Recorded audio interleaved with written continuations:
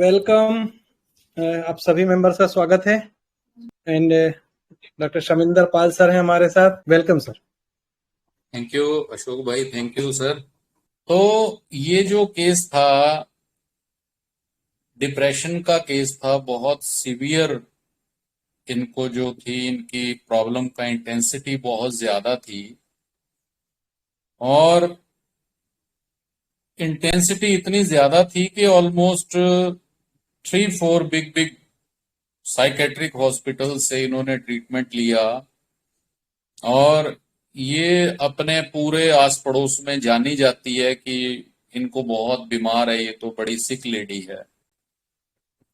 तो जब ये हमारे पास आई तो इसके मुंह पे मतलब बिल्कुल जिसको बोलते हैं एक बड़ा टिपिकल सैडनेस और बड़ा टिपिकल डिप्रेशन। और ये किसी बात को कुछ भी कह रही थी कि सर बस तकलीफ है, बीमारियां बहुत सी हैं, मैं क्या क्या बताऊं। बहुत जगह से दवाई ले ली, किसी तरह से कोई रिलीफ नहीं, कोई हेल्प नहीं मिली। और कुछ भी पर्सनल बताने के लिए ये तैयार नहीं थी। देखिए, हर चीज को हमें ऑब्जर्व करना है।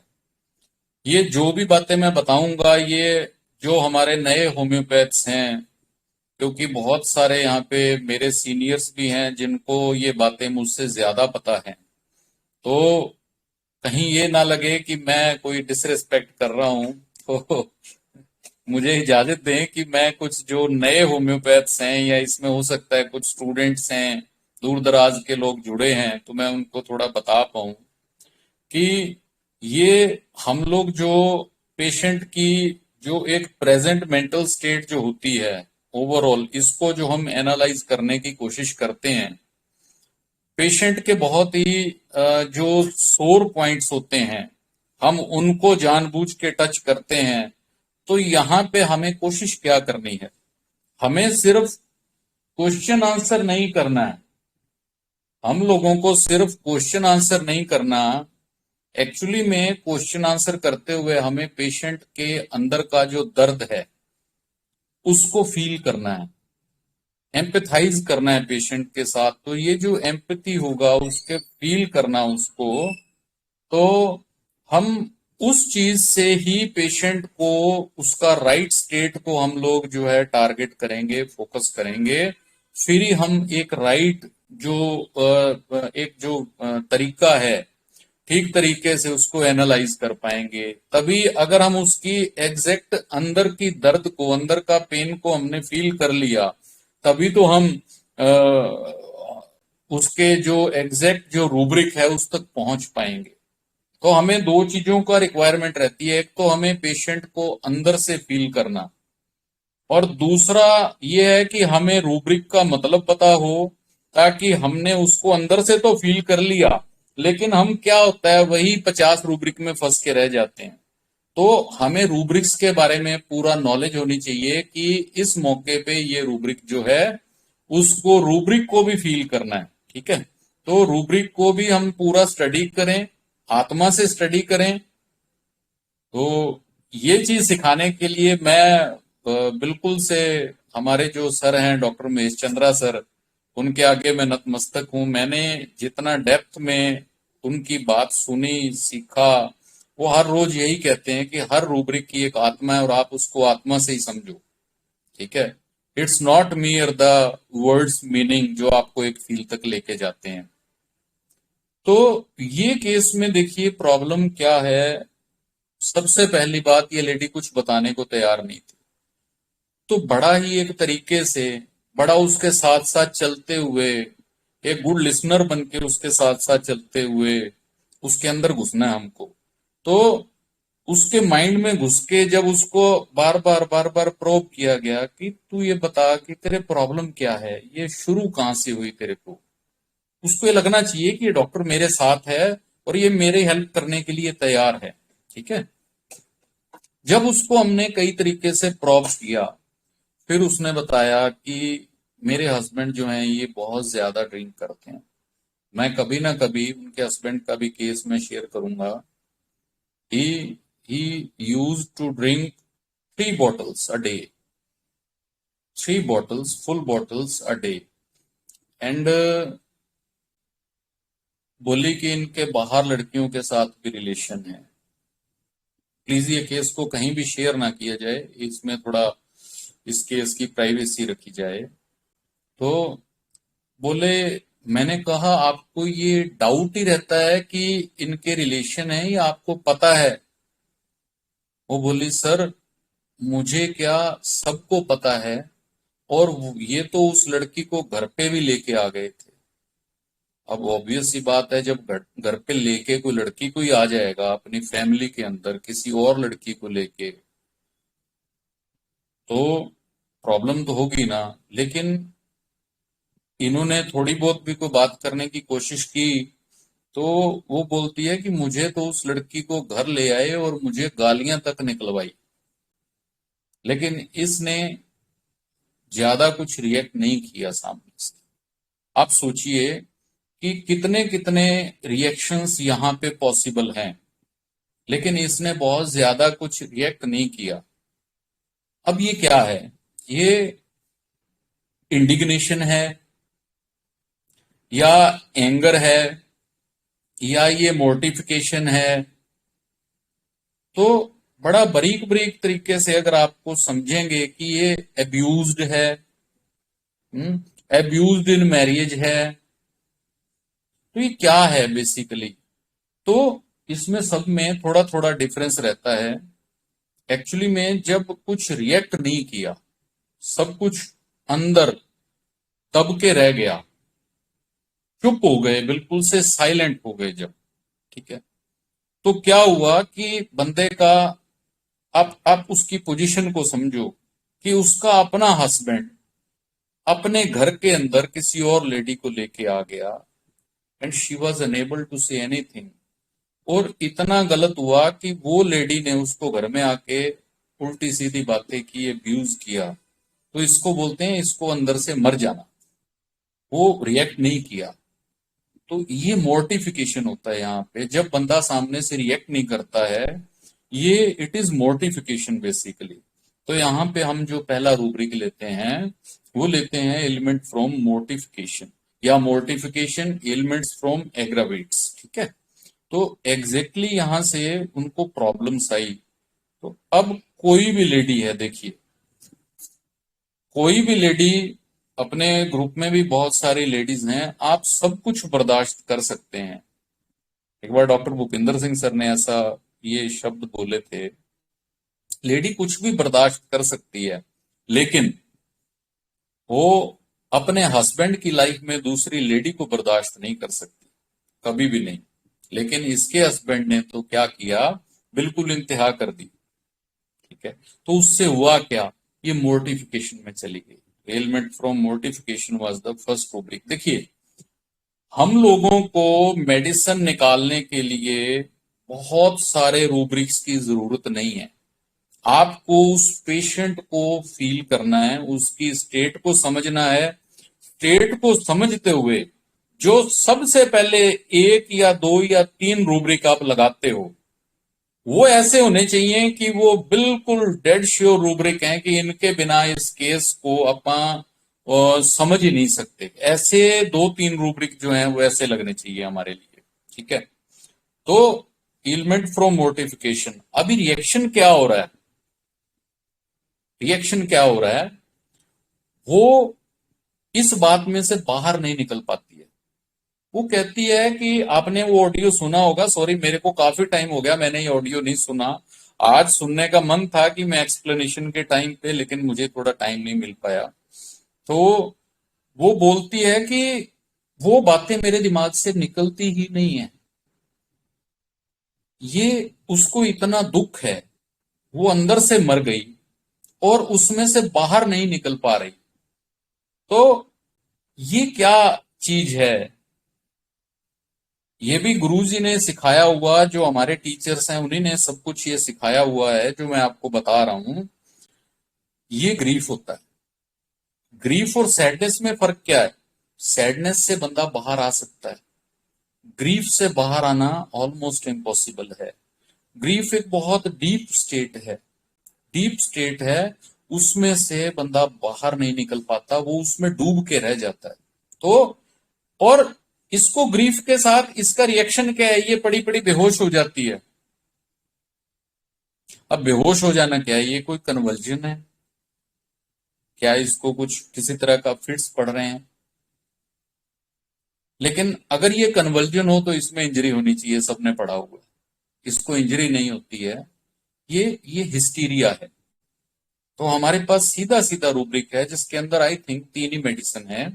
तो it is hysteria, grief after, बिल्कुल क्लियर कट स्टेट है। देखिए पेशेंट ग्रीफ में है और वो बैठी बैठी बेहोश हो जाती है, इतना वो अंदर से तड़प रही है कि बैठी बैठी बेहोश हो जाती है, सुन्न हो जाती है। तो सीधा सीधा रूब्रिक लगा रहे हैं, हिस्टीरिया, ग्रीफ आफ्टर। अभी तीसरी बात पे हम आते हैं। देखिए तीसरी बात यह है कि जो उसके हस्बैंड ने किया, हमें इस बात को समझना है, जो उसके हस्बैंड ने किया वो क्या था। वो एक बहुत ही डिसग्रेसफुल इवेंट था, ठीक है। एक एक बहुत ही, जिसको कह सकते हैं कि किसी की आत्मा को मार देने वाला एक इवेंट था कि उसका एक्स्ट्रा मैरिटल अफेयर सामने बैठ के उसकी वाइफ को गालियां निकाल रही है। ये ये हमारे पास, और वो सामने से कुछ कह नहीं रही है, और वो ओवरऑल भी क्या कर रही है, हस्बैंड पूरी ड्रिंक करता है। हस्बैंड का एक मतलब होता है कि जो बंदा रिस्पॉन्सिबिलिटी लेगा, जो बंदा रिस्पॉन्सिबिलिटी लेगा और जो बंदा हर चीज का ध्यान रखेगा, रानी बना के रखेगा। लेकिन ये बंदा तो जिम्मेवारी समझता ही नहीं है। तो इस बंदे को सेंस ही नहीं है रिस्पॉन्सिबिलिटी की, लेकिन वो क्या कर रही है, सब कुछ सहन कर रही है। वो सारा कुछ क्या करी जा रही है, वो सहन कर रही है। वो कहती है कि मैंने धीरे धीरे धीरे धीरे करके अपने हस्बैंड को संभाला है, मैंने क्या किया है उसने, लेकिन उसके साथ हुआ तो बहुत बुरा ना। संभाल लिया, ये उसका कैरेक्टर है, लेकिन उसके साथ असल में बहुत बुरा भी तो हो रहा है ना। और उसके साथ जो हुआ, that was completely an outreach, ये आउटरीच है। तो हमारे पास एक रूब्रिक पड़ा है, बड़ा प्यारा सा रूब्रिक है, माइल्डनेस के अंडर दिया हुआ है। Mildness, mildness, bear suffering even outrage without complaining. ये रूब्रिक हमारे सामने है कि माइल्डनेस, बियर सफरिंग, वो क्या कर रही है, ये सफरिंग ही तो है। Suffering is not only physical, suffering is physical as well as mental. तो माइंड, मेंटल लेवल की वजह से तो उसका सारा बॉडी का सिस्टम जो है सब अपसेट हुआ पड़ा है। वो कहती मेरा कोई ऑर्गन नहीं है जो बीमार नहीं है। उसको इतना सीवियर पीआईडी, उसके जो है मेट्राइटिस डेवलप हुआ उसको, हिस्टीरोसाल्पिंजाइटिस डेवलप हुआ उसको, और उसको इंजेक्शंस लगने के बाद भी उसका पेन नहीं रुक रहा है। पेन कैसे रुकेगा? पेन आपके माइंड को अनकॉन्शियस करता है पेन के लिए, जो पेन किलर इंजेक्शन है जो, ठीक है। दिमाग को सुन्न करता है, लेकिन उसका दिमाग तो एक उस स्टेट में है कि वो तो इतना ज्यादा टूटा पड़ा है, उस पे वो इंजेक्शंस भी उस पे काम नहीं कर रहे हैं। ये उसके, उसने, आपने अगर सुना हो तो मैंने जो फॉलो अप डाला है उसमें उसने बोला कि सर पहले इंजेक्शन 3-3 लगते, मेरा पेन नहीं जाता था, और मेरा नेक्स्ट डे बोली उसके बाद मुझे पेन हुआ ही नहीं, इतना रिलैक्स हो गया। बोली पीरियड्स में मेरे को ऐसा लगा जैसे इतनी सफाई हुई अंदर से, इतना मेरे अंदर से क्लॉट्स और सब कुछ निकला जब मेरे पीरियड्स आए, कि मैं उसके बाद बिल्कुल लाइट हो गई। इचिंग बढ़ी तो मैंने, आपने देखा होगा कि मैंने उसको सारा समझाया ये फिनोमेना क्या क्या हो रहा है। उस जगह पे हमें खुद भी क्लियर क्लैरिटी चाहिए कि हमें ये क्या क्या होगा। मैंने उसको बताया डिस्चार्जेस बढ़ेंगे, इचिंग बढ़ेगी, और ये तेरे फायदे के लिए है। एग्जैक्टली कितने दिन बढ़ेगी वो भी मैंने उसको समझाया, ठीक है। तो ये रूब्रिक है हमारे पास, mildness, bear suffering even outreach without complaining. तो वो कंप्लेन तो कर ही नहीं रही है। और मुझे लगता है आप लोगों को समझ आया होगा कि ये इस केस का, ये जो रूब्रिक था, हिस्टीरिया ग्रीफ और ये जो माइल्डनेस वाला रूब्रिक है, ये परफेक्ट, ये दो ही इसके ऐसे थे। और तीसरा ओवरऑल स्टेट जो उसकी थी, चेहरा लटका हुआ है, कुछ करने को मन नहीं, बस कुछ नहीं हो सकता, सब खत्म, सब खत्म, ये डिस्कंसर्टेड। और इसको इग्निशिया 33 डोज दिया आधे आधे घंटे बाद में। और जब ये 10 दिन के बाद में आई, तो इसका आप सब देख ही चुके हो कि इसको यहाँ मेंटल लेवल से, हालांकि उसका हस्बैंड नहीं बदल गया, लेकिन उसके जितने ब्लॉक्ड चैनल थे माइंड के, वो सारे ब्लॉक्ड चैनल खुल गए एंड शी वाज हैप्पी। जब मेरे पास आई, शी वाज स्माइलिंग, स्माइलिंग भी ऐसी थी कि ब्रॉड स्माइल थी। तो मैंने उसको बोला, उसमें आपने देखा होगा कि तेरे बिना कहे हमें पता था भी तू ठीक है आज, ठीक है। तो डिस्चार्जेस हो जो हो, अब होता रहेगा, बीच बीच में प्रॉब्लम आएगी, we have to wait and watch, ठीक है। तो ये केस था इग्निशिया का। अब इसके बाद हम जो भी सिम्टम है, एक बार आपने सेंटर सेंटर वाला जो एक पिन पकड़ लिया, उसके बाद में सभी रूब्रिक अपने आप, सभी रूब्रिक इसके अंदर जुड़ते जाएंगे। मोर्टिफिकेशन हो गया, ठीक है।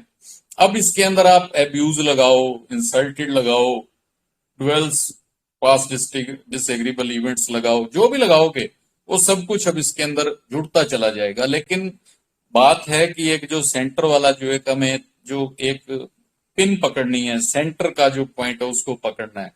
जब आप किसी भी केस में ये कर लेते हो कि आपने उसका सेंटर की जो फील पकड़ लिया, तो उसके बाद आपको कोई नहीं रोक सकता, आपके सारे रूब्रिक ऑटोमेटिकली उसमें जुड़ते चले जाएंगे, तब बड़ा मजा आता है, ठीक है। तो सभी लोगों को बहुत बहुत मुबारक। मुझे लगता है कि आज बहुत सारे लोगों ने इस जो है केस को क्रैक किया। एक्चुअली में केस बहुत इजी था, लेकिन मैं ये चाहता था कि केस को क्रैक करने के लिए हम उसको उसको ठीक रूब्रिक से क्रैक करें, ताकि अक्सर क्या होता है, हम लोग इनिशिया में, नेट्रम्यूर में, स्टेफिसगेरिया में, औरम्यूर नेट्रम में, ये जो पास पास मेडिसिन हैं इस लेवल की, जो यहाँ अक्सर हम उलझ के रह जाते हैं, ठीक है। तो अगर हम इस तरीके से उसका एक सेंटर पकड़ेंगे तो कंफ्यूजन नहीं रहेगा और हम पहली बार में राइट मेडिसिन पे क्लिक कर सकते हैं, ठीक है। और अगर नहीं भी क्लिक करेगा तो रीकेस टेकिंग करेंगे, सेकेंड टाइम में फिर से मेहनत करेंगे, ठीक है। ये होम्योपैथी में बहुत कॉमन है, ये सबके साथ होता है। नोबडी इज परफेक्ट कि पहली बार में ही राइट मेडिसिन पकड़ लेंगे, नोबडी इज परफेक्ट, मेरे साथ भी नहीं होता, किसी के साथ नहीं होता, ठीक है।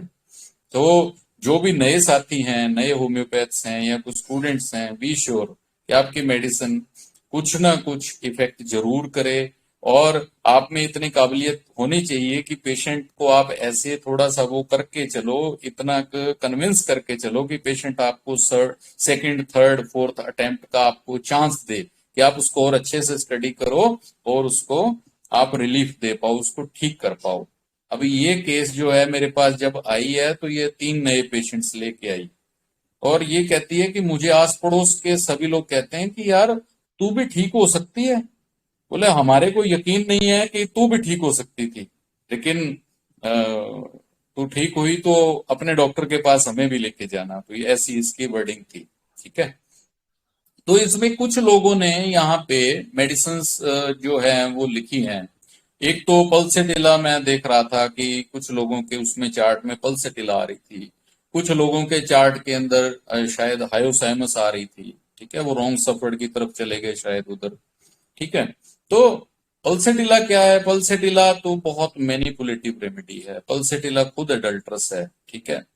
वो पल्सेटिला अपने हस्बैंड को इस तरीके से मैनिपुलेट कर सकती है कि उसको पूरा, जिसको बोलते हैं ना कि अपने ऐसे मुट्ठी के अंदर करके रखने की आर्ट पल्सेटिला को आती है, ठीक है।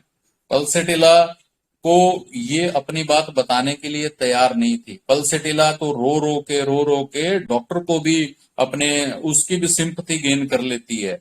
तो अक्सर पल्सेटिला पेशेंट्स जो हैं, जो आके रो पड़े पहले देते थे ना पुराने टाइम में कि जो रो पड़ी उसको पल्सेटिला देना है, तो उसके पीछे रीजन यही था कि वो तो रो के डॉक्टर को भी मैनिपुलेट कर लेती है, ठीक है। इग्निशिया जो होती है इजीली नहीं रोती है, इजीली ओपन अप नहीं होती है। ठीक है, वो ओपन अप तो कहीं नहीं हो रही, तभी तो वो डायरेक्ट मेंटल में इतना ज्यादा भर जाता है, वो हिस्टीरिया में चली जाती है। ठीक है, वो हिस्टेरिकल हो जाती है। ठीक है, छोटी छोटी बात पे बेहोशी में चली जाएगी। ठीक है, तो ये फर्क था पल्सेटिला के साथ इग्निशिया का। हायोसाइमस जो है वो तो जिसको बोलते हैं कि इग्निशिया मॉरल्स की रेमेडी है। ये देखिए, इसने इतना इसका वो डिल्यूजन मैरिड एक अभी आया था रूब्रिक, बहुत अच्छा एनालाइज किया हुआ था। तो उसको तो है कि मैं तो तू जैसे मर्जी कर, मैं तो तेरे साथ शादीशुदा हूँ। वो अभी भी अपने हस्बैंड को वैसे ही प्यार करती है। ठीक है, मोरल्स की रेमेडी है कि तूने जो किया कर ले भाई, मैं ठीक करूंगी। इससे ज्यादा मोरल्स कहाँ दिखेंगे अब देखिए। ठीक है, तो हायोसाइमस जो है वो तो मोरल फीलिंग वांट ऑफ में है। हायोसाइमस तो किल डिजायर में चला जाता है, उसको रॉन्ग सफर्ड होता है, वो इतना एंग्री होता है। रॉन्ग सफर्ड की सारी रेमेडी के अंदर जो किल डिजायर में जो पहुंच जाते हैं, हालांकि सारी रेमेडीज ही उसके अंदर जो है वो बहुत ज्यादा वायलेंस में जाती हैं, जैसे कि लेकेसिस है, चाइना है। लेकिन हायोसाइमस बहुत ज्यादा एंग्री हो जाता है, उसके बाद में उसका एंगर जो है वो देखने वाला मिलता है, वो हिस्टीरिया में नहीं जाता।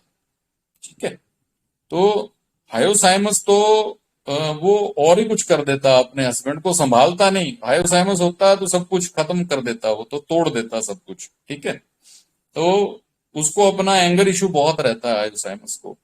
तो अगर कोई और भी कोई रेमेडी थोड़ा पास में किसी की आ रही है तो आप मेरे को बताएं, मैं उसको थोड़ा डीडी भी कर सकता हूं। अगर किसी का कोई क्वेश्चन रहता है तो आप वो भी मेरे को बता सकते हैं। ठीक है, स्टेफिस सर देखिए, स्टेफिस और इग्निशिया दोनों ही इसमें है। एक अपने पास रूब्रिक है, cowardice opinion without courage to express, कि वो अपना ओपिनियन जो है वो एक्सप्रेस नहीं कर पाते हैं। ठीक है, स्टेफिस बहुत सेंसिटिव रेमेडी है, लेकिन जो हमारे केस की प्रेजेंटेशन है वो स्टेफिस में देखिए, अभी जैसे हमने हमारा जो सेंटर पॉइंट पकड़ा कि हिस्टीरिया में जा रही है, बैठी बैठी बेहोश हो रही है वो। ठीक है, स्टेफिस हिस्टीरिया में नहीं है। अगर आप इस पर्टिकुलर केस की बात करें तो स्टेफिस डिसकंसर्टेड में भी नहीं है। ठीक है, और स्टेफिस जो है हिस्टीरिया ग्रीफ में भी नहीं है।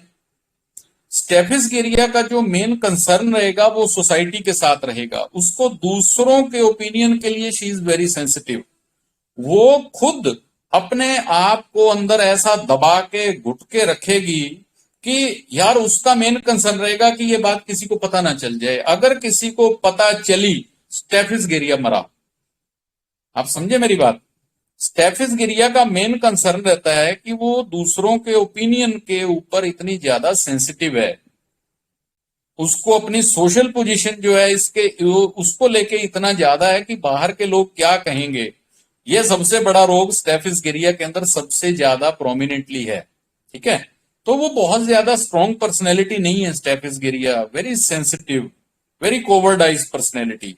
ठीक है, और आप देखेंगे तो स्टेफिस खुद भी एडल्ट्रस। स्टेफिस जो है वो हमेशा हॉन्टेड बाय सेक्सुअल थॉट्स। सबसे ज्यादा मैं भूल गया हूं, हमारे एक टीचर ने पढ़ाया था, सबसे ज्यादा पोर्न देखने वाले 3-4 लोगों में ब्रेटरम एल्बम के साथ स्टेफिस और लेकेसिस पड़ी हुई हैं। ठीक है, तो स्टेफिस जो है वो हिस्टीरिया में नहीं है। स्टेफिस लोगों का अच्छा व्यू चाहता है अपने लिए। ठीक है, उसको लोगों का जो ओपिनियन है वो ज्यादा मैटर करता है। इग्निशिया एंगर टेकिटर्निटी विद में है, वो अंदर है, वो मोरलिस्टिक रेमेडी है वो। ठीक है, उसको सब कुछ ठीक करना है, उसमें ऐसा है कि मैं सब कुछ ठीक करूंगी, और वो करके दिखाया भी है इसने। ठीक है, अभी अभी नेटरम्यूर जो है, नेटरम्यूर फंस जाता है। नेटरम्यूर स्टार्ट्स टू एंजॉय सैडनेस। नेटरम्यूर जो है वो सैडनेस को एंजॉय करना शुरू कर देता है। नेटरम्यूर उसमें से बाहर नहीं निकल पाता, तभी नेट्रम्यूर को क्रॉनिक ग्रीफ की रेमेडी कहा जाता है और इग्निशिया को एक्यूट ग्रीफ की रेमेडी कहा जाता है। अभी यहाँ से काफी आई थिंक 160 किलोमीटर दूर एक जगह है डिस्ट्रिक्ट हिसार, वहां से एक पेशेंट आए 3 महीने पहले या 4 महीने पहले, उनकी बेटी को डावरी के केस में मर्डर कर दिया गया, पॉइजन दे के उसको मार दिया गया। ठीक है, तो वो जो मेरे पास जो पेशेंट आए, उनको उनके कुछ रिलेटिव्स थे, वो यहां मेरे पास लेके आए कि यार आप यहां से मेडिसिन लो। इतनी एंजाइटी होती है, जैसी एंजाइटी एकोनाइट की है, उसको इतनी घबराहट है, इतनी एंजाइटी है। एज सुन एज वो यहां मेरे सामने आके बैठे, आंखों में से पानी निकलना शुरू हुआ। डर साहब, बेटी की याद बहुत आती है। तो मैं इग्निशिया के सिवा कुछ और सोच ही नहीं पाया। मुझे लगा कि अभी इस वक्त केस स्टार्ट करने के लिए इग्निशिया से अच्छी मेडिसिन नहीं है। हालांकि केस को, उनकी बेटी को 3-4 महीने हो चुके, शी पास्ड अवे, ठीक है, लेकिन अभी अभी तक भी वो बंदा ऐसे है जैसे कि कल ही उसकी बेटी की डेथ हुई है। उसकी बेटी की कहते हैं बात कर लो, ही विल, अभी भी उसी स्टेट में पहुंच जाते हैं। अभी उस स्टेट में पहुंच नहीं जाते, वो अभी उसी स्टेट में हैं। हाँ बेटे, रचना, पेशेंट्स हैं, कौन है बेटे? बोलो क्लास चल रही है, बस 5 मिनट। ठीक है, तो इस तरीके से अगर हम देखेंगे तो इग्निशिया और नेट्रम्यूर, इग्निशिया उससे बाहर निकल आएगा। इग्निशिया ब्रूड करता है, नेट्रम्यूर जो है वो ड्वेल करता है, वो तो रहता है उसमें, एंजॉय करता है, वो उसमें से बाहर आता ही नहीं है, क्रॉनिक ग्रीफ में है वो। लेकिन इग्निशिया क्या करता है, विद टाइम इग्निशिया उसमें से बाहर निकल आएगा। ठीक है, तो ऐसे ये छोटी छोटी बातों से हम लोगों को डिफरेंशिएट करना है। ठीक है, तो अभी तो इस केस में जो मैं देख पा रहा हूं, स्टेफिस गिरिया पास नहीं थी। हालांकि स्टेफिस गिरिया भी बहुत सेंसिटिव, बड़ी हाई सेंसिटिविटी की रेमेडी है। उसकी जो दौड़ है वो दूसरों के ओपिनियन तक है। ठीक है, हाँ जी, कोई और क्वेश्चन जी? Thank you. जलसीमियम से कैसे डिफरेंशिएट करके? हाँ जी, सर इसको जलसीमियम से कैसे डिफरेंशिएट करेंगे? जलसीमियम से सर जेलसीमियम आपको बताया ना, जेलसीमियम जो है वो भी ग्रीफ की बहुत अच्छी रेमेडी है। लेकिन जेलसीमियम को क्या चाहिए, जेलसीमियम की एक बेसिक डिमांड रहती है। जेलसीमियम ना तो डिस्कंसर्टेड में है, ना हिस्टीरिया ग्रीफ में है, ना ये उसमें है bear suffering even outrage without complaining में। तो जेलसीमियम का क्या है, उसको तो लाइट चाहिए। उसको उसको लाइट कौन सी चाहिए? डॉक्टर सहगल सर ने समझाया कि उसको पॉजिटिव लाइट चाहिए। ठीक है, उसको पॉजिटिव लाइट चाहिए, उसको क्लिंग करना है। वो हेल्थ डिजायर में है कि कोई आए और मेरी बाजू पकड़ के मेरे को बाहर निकाल ले, उसको सपोर्ट चाहिए, उसको क्लिंग करना है, उसको हेल्थ डिजायर में है जेलसीमियम। ठीक है, तो जेलसीमियम में जो एक उसमें एनर्जी लेवल की बहुत कमी रहेगी। ठीक है, तो जेलसीमियम को तो हेल्थ डिजायर चाहिए, उसको तो कि उसको सहारा चाहिए, सपोर्ट चाहिए कि कोई भैया कोई आए पकड़ ले और बोल दे कि तेरा सब कुछ ठीक हो जाएगा यार। ये लाइट चाहिए उसको, पॉजिटिव। तो अगर पॉजिटिव उसको मिल जाती है लाइट, तो जेलसीमियम इज ओके, उसको फिर कोई प्रॉब्लम नहीं, उसको बड़ा अच्छा लगेगा। ठीक है, हाँ जी, और कोई क्वेश्चन? सर नमस्ते सर। लेग डेफ नमस्ते। थोड़ा एक्सप्लेन करेंगे? लेग डेफ में भी तो वो बहुत सहन करती है। बहुत सहन करती है, लेकिन आप देखिए ना, अ, हमने तो अभी जो बात करेंगे वो हम इस केस के रिगार्डिंग बात करते हैं।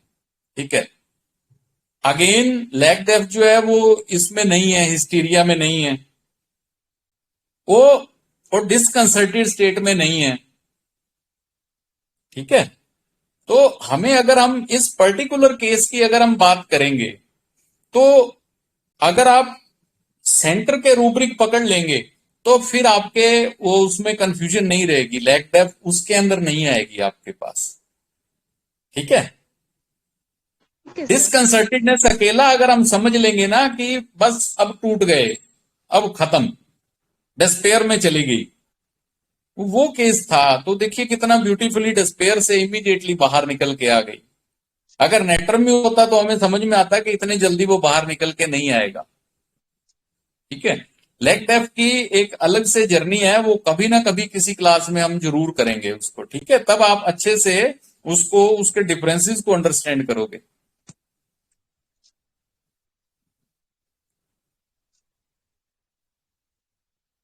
हाँ जी, कोई खास अगर क्वेश्चन है तो लेते हैं, अदरवाइज फिर थोड़ा वेटिंग एरिया में सर पेशेंट्स का। नेट कार्ब का कुछ हो सकता, मतलब इससे रिलेशन कुछ है? उसमें नहीं, ग्रेसफुल विड्रॉल है। नेट्रम कार्ब का है, इसने विड्रॉ कहां किया ना, नेट्रम म्यूर होता, नेट्रम कार्ब होता सॉरी, तो वो ग्रेसफुली विड्रॉ कर जाता वो। ठीक है, इसने विड्रॉ किया क्या? नहीं, इसने विड्रॉ किया? इसने विड्रॉ नहीं किया, ये तो मैरिड है, मैं तो मैरिड हूं। इसने तो उसको पकड़ के बिल्कुल सीधे रास्ते पे लेके आ रही है उसको। विड्रॉ तो किया नहीं ना इसने। अच्छा। जो नेट्रम ये कार्ब है, नेट्रम कार्ब बड़ा डिग्निफाइड पर्सनैलिटी है। ठीक है, डिग्निफाइड पर्सनैलिटी है, तो लेकिन वो इसने तो विड्रॉ किया ही नहीं ना। यस ये तो मैरिड है, ये कहती है तेरे नाल ब्याही हुई हाँ। Yes sir, yes sir. हाँ। बहुत बहुत ग्रेटिट्यूड, थैंक यू, आभार ग्रेटिट्यूड हमारे सभी टीचर्स के लिए, आप सभी सभी का को। बहुत बहुत थैंक यू, सभी लोग जुड़े। ठीक है, अगर कोई क्वेरी होगी तो आप डालना ग्रुप में, मैं जरूर उसको, मैं उसका आंसर करूंगा। ठीक है, चलिए, okay, thank you very thank you. Much, thank you all of you, thank